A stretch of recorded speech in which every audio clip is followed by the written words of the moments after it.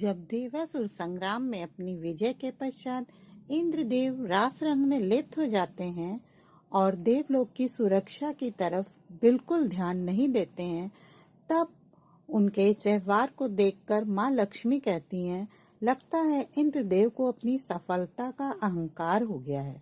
तब भगवान विष्णु कहते हैं, हे महादेवी, सफलता और समृद्धि को प्राप्त कर लेना उतना कठिन नहीं होता जितना उन्हें पचा लेना।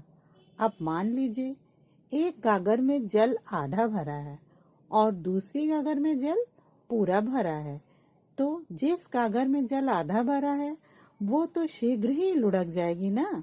इसी प्रकार जिनके व्यक्तित्व में हल्कापन होता है वे थोड़ी सी सफलता से भी बहुत अधिक प्रसन्न हो जाते हैं, लेकिन भारी भरकम व्यक्तित्व वाले व्यक्ति सफलता पर ध्यान नहीं देते।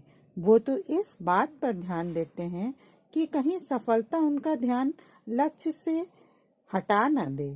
सफलता उन्हें और अधिक सतर्क बना देती है। देवी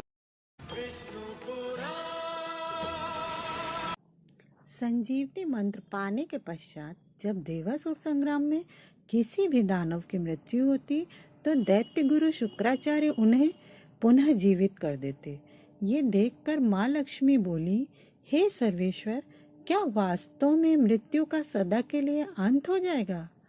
तब भगवान विष्णु बोले, नहीं महादेवी, जीवन और मृत्यु तो एक दूसरे के लिए अनिवार्य हैं। यदि मृत्यु का अंत हो गया तो जीवन के सौंदर्य का भी अंत हो जाएगा। जीवन इसी कारण तो सुंदर और मूल्यवान लगता है कि एक दिन उसका अंत होना है। यदि केवल दिन ही छाया रहे और रात्रि न आए तो नेत्र जागते जागते और सूर्य अपना प्रकाश बांटते बांटते थक जाएंगे। यदि मृत्यु न आए तो कदाचित प्राणी जीवन से ऊब जाए। दैत्यों से पराजित होने के बाद सभी देवता भगवान विष्णु के पास गए और उनसे संजीवनी की काट पूछी। तब भगवान विष्णु ने कहा कि संजीवनी मंत्र का केवल एक ही उत्तर है, अमृत। सभी देवता आश्चर्यचकित होकर बोले, प्रभु ये अमृत क्या है और कहाँ मिलेगा? भगवान विष्णु बोले कि अमृत ही सदा के लिए तुम्हें अमर बना सकता है और ये अमृत सागर के मंथन से मिलेगा। जिस प्रकार दूध के भीतर माखन छिपा तो होता है, किंतु वो मिलता तभी है जब दूध को मथा जाता है, उसी प्रकार समुद्र के भीतर अनेक पदार्थ छिपे हैं, अनेक रत्न छिपे हैं। उन्हें केवल मंथन के द्वारा ही निकाला जा सकता है। अमृत उनमें सबसे अनमोल है।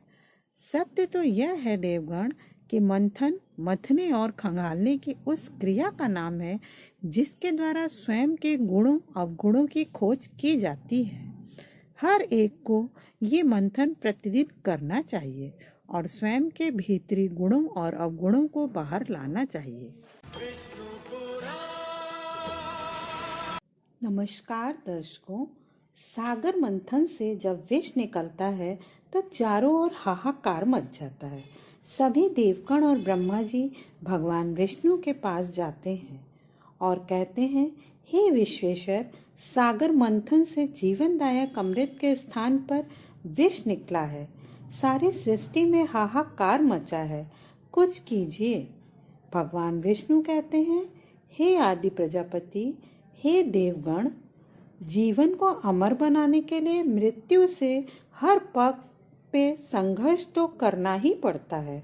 इसी संघर्ष में तो जीवन का सौंदर्य निहित है। जब शिशु माता के गर्भ में होता है तो उसे हर क्षण मृत्यु से संघर्ष करना पड़ता है। शिशु के जन्म से पूर्व माता को भी जीवन और मृत्यु के इसी संघर्ष का अनुभव करना पड़ता है, परंतु जैसे ही शिशु का जन्म होता है वो सब भूल जाती है और उसके साथ सारी सृष्टि मुस्कुराती है। जय नारायण। ये मेरे आप्त वचन है, ये मेरे वेद हैं, ये मेरे सबसे बड़े वरदान हैं। मानवता को ये मेरा उपहार है। ये मेरे आप्त वचन तुम्हें और तुम्हारे उपरांत आने वाली हर पीढ़ी को जीवन के नियमों का ज्ञान देंगे। यह वेद मानव को धरती और आकाश, मानव और देवता तथा आत्मा और परमात्मा के आपसी संबंध का ज्ञान देंगे।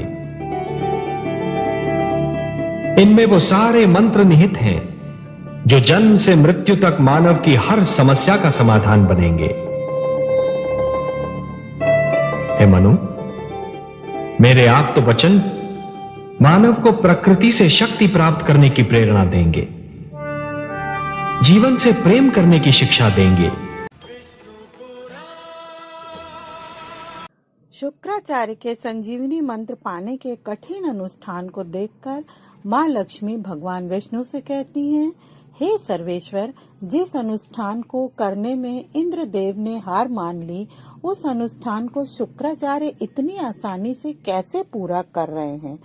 तब भगवान विष्णु कहते हैं, ये उनकी संकल्प शक्ति का परिणाम है।